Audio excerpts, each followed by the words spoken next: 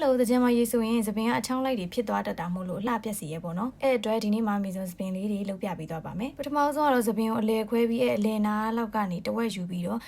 ကျစ်ဆက်မီလေးကျစ်ပေးလိုက်ပါတယ်တိတ်တိတ်ဖြစ်ဖြစ်ကြီးကြီးဖြစ်ဖြစ်ကိုကြိုက်တဲ့လောက်ပေါ့နော်ဒါပေမဲ့အရန်ကြီးမလိုက်အတွက်တိတ်တိတ်လေးကျင်ပူလာပါတယ်ပြီးတော့ရှေ့သပင်တွေအကုန်လုံးရဲ့နောက်သပင်တွေကိုအားလုံးစုပြီးတော့ခက်မြင့်မြင့်လေးချီပေးလိုက်ပါတယ်ပြီးရင်တော့ငငယ်မေဆုံးတို့သပင်လုတ်တဲ့လေးမုတ်ဖက်ထုတ်ကေးလာအဲ့လိုပုံစံလေးလုံးမှာပေါ့နော်အဲ့တော့သပင်လေးကိုကိုကြိုက်တဲ့လောက်အကွာဝေးလောက်လေးချီပြီးတော့သပင်လေးကိုနည်းဖုံးပွားလေးဖြစ်အောင်လို့လက်လေးနဲ့ဖွာပေးလိုက်ပေါ့နော်အဲ့ဒါကိုကိုသပင်ရှင်ရှည်တဲ့လောက်ကို2ခုဖြစ်ဖြစ်3ခုဖြစ်ဖြစ်လုပ်လို့ရပါတယ်မေဆုံးကတော့ဒီမှာ4ခုရတယ်ပေါ့နော်အဓိကတော့သပင်လေးကိုအဲ့လိုဖွာတာကသပင်ကိုအုံထူထူလေးပုံစံဖြစ်စေလို့ပေါ့နော်ပြီးရင်တော့နှစ်ဖက်လုံးလှုပ်လိုက်ရင်ငငယ်ကလှုပ်တဲ့သပင်စတိုင်လေးရပါပြီဒါလေးအရန်လွယ်ပါတယ်ခလေးကလှုပ်တဲ့ဒီဇိုင်းလေးဆိုတော့လေနောက်တစ်ခုကတော့သပင်ကိုအကုန်ပြန်ဖြီးပြီးရှေ့နှစ်မွေးပဲချထားမယ်ပေါ့နော်ပြီးရင်ကိုမှရှိတဲ့အဲ့လိုမျိုး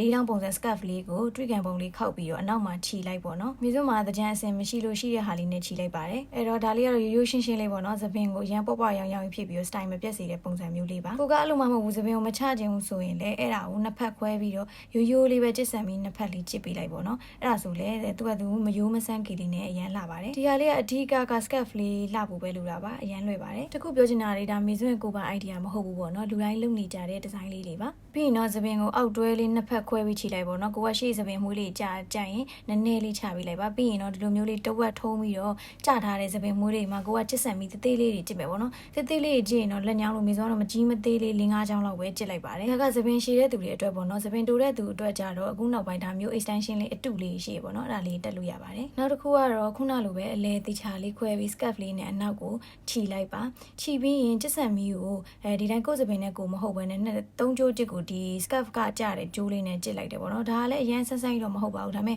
သပင်မှာ color လေးဝင်နေတဲ့အတွက်ကြောင့်နည်းနည်းလေးမယိုးမဆန်းလေးပုံစံလေးဖြစ်သွားစေပါတယ်ကိုယ်သပင်နဲ့ခြိနေတာဖြစ်တဲ့အတွက်ခေါင်းစည်းလေးလည်းမကြွကြတော့ပါဘူးဒါလေးကတော့မေဆုံးခေါင်းချော်ဖို့ပြင်းတဲ့ရက်တွေဆိုအမြဲလုံးနေကြသပင်ကြီးလေးပါနှစ်ဖက်ခွဲပြီးတော့ဒီအရင်ကနေစပြီးတော့9ရိုးကျစ်လေးကျစ်ပေးရပါတော့မကျစ်တတ်တဲ့သူတွေဆိုရင်တော့ဒီထဲမှာမြင်ရလာတော့မသိဘူးကျစ်တတ်တဲ့သူတွေအတွက်ကြတော့ဒါလေးကအရန်လွယ်ပါတယ်အဲ့လိုနှစ်ဖက်လေးတေချာကျစ်ပေးလိုက်မယ်ဆိုရင်ကိုကတကြံရည်ဆိုတဲ့အခါသပင်အချောင်းလိုက်ကြီးဖြစ်တာပွာတာတွေဘာညာအလှမပြတ်တော့ဘူးပေါ့နော်ပြီးရင်တော့ကိုကသပင်ရှေ့ချလေးကြရင်နတန်မွေးလေးနည်းနည်းနဲ့ရှေ့သပင်နည်းနည်းလေးချပေးလိုက်ရင်ဒါလေးလည်းလှပါတယ်မေဆုံးလုံးပြသွားတဲ့ပုံလေးကအကုန်လွယ်လွယ်လေးပေါ့နော်မေဆုံးလည်းခက်ခဲရင်လုံးဝမလုပ်တတ်ပါဘူးဒါဆိုရင်လည်းဒီမှာခုနပုံမှာပဲ scarf လေးတက်ပြီးတော့